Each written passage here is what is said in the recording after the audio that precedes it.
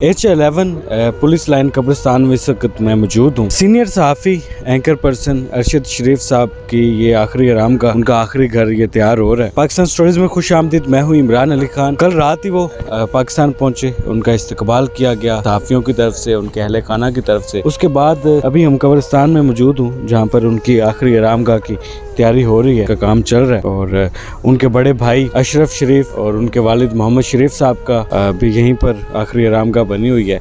ये वो कब्रिस्तान है जहाँ पर चंद दिन पहले अरशद शरीफ साहब अपने वालिद और भाई की कब्र पर फातह खानी के लिए आए थे और उन्होंने यहाँ पर मौजूद इंतजामिया से भी बात की थी। अक्सर वो यहाँ पर आते जाते रहते थे, लेकिन जब वो पहले यहाँ पर आते थे तो वो अपने वालिद और भाई की कब्र पर हाजिरी के लिए आते थे, लेकिन अब वो हमेशा के लिए यहाँ पर आ रहे हैं और ये उनकी आखिरी आरामगाह है। और पूरी कौम इस वक्त सोग में है, सदमे में है कि किस तरीके से एक ऐसे मुहिब वतन सहाफ़ी को, इन्वेस्टिगेटिव सहाफ़ी को बेदर्दी के साथ मार दिया गया और ये एक जुल्म हुआ है। काम चल रहा है, ये ईंटें भी आ गई हैं और अंदर जो कब्र की खुदाई है वो भी मुकम्मल हो चुकी है। अब वो साइडें जो हैं वो बनाई जाएंगी। तो बड़ा दुख है सबको, अफसुर्दा हैं। अली हमजा साहब हमारे साथ मौजूद हैं। आप भी एक एंकर पर्सन की हैसियत से काम कर रहे हैं। अरशद शरीफ साहब को देखकर नौजवान सहाफ़ियों ने, एंकरों ने बहुत कुछ सीखा, लेकिन आज उनके लिए उनकी आखिरी आरामगाह का इंतज़ाम हो रहा है। यकीन माने इतना भारी दिल के साथ यहाँ पर आए हैं,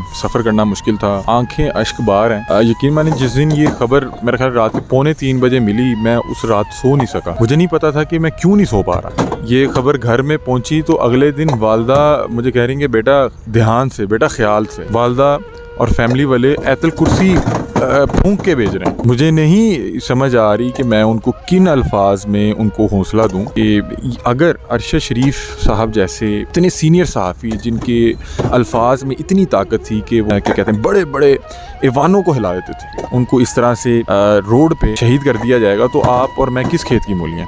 अच्छा ये बताइएगा, रात को आपकी अरशद शरीफ साहब की वालदा से और उनकी फैमिली से मुलाकात हुई, क्या तासुरात थे उनके, किस कंडीशन में है, क्या हालात में है उनमें? इमरान भाई मैं आपको बताता हूँ कि आप वो घर देखा होगा, मैं जैसे गेट से एंटर हुआ मुझे नहीं पता लग रहा था कि मैं उनको जाके कहूँगा क्या। मैं इस तरह करके जैसे एंटर हुआ, जिस रूम में उनकी वालदा मौजूद थी वहाँ पे ख़वातीन मौजूद थी, मुझे वहाँ के एक शख्स से उन्होंने इज्जत दी, उन्होंने कहा मैं आपको उनकी वालदा से मिलाता हूँ। मैं उनके पास जाके बिल्कुल फ्लैश आउट हो गया, मेरे पास वर्ड्स नहीं थे और मैंने जाके उनको ये कहा कि अम्मा जी मेरे पास अल्फाज नहीं है कि मैं आपके साथ इन अल्फाज में अजहार अफसोस करूं। और मैं उन्हें देखा कि वो खतून वहाँ पे बैठ के तमाम चीज़ें मैनेज कर रही हैं। इस उम्र में वो खतून जिसने अपने शोहर और अपने जवान बेटे को पहले एक साथ रुखसत किया था और अब दूसरे जवान बेटे को रुखसत किया, उस कदर बहादुर खतून के मैं शुस्तर रह गया। मैंने उन्हें सिर्फ एक बात कही तो मुझे उस टाइम मेरा ख्याल है कि मुझे नहीं जहन में कुछ आ रहा था। मैंने कहा कि अम्मा जी आपने ये नहीं सोचना कि आपका बेटा कोई नहीं है, मैं आपका बेटा हूँ, आप मुझे जब कभी बुलाएंगे मैं दौड़ता आऊँगा। वतनी अजीज पाकिस्तान की सब माएँ ऐसी हैं जिन्होंने अपने बेटों की कुर्बानी दी।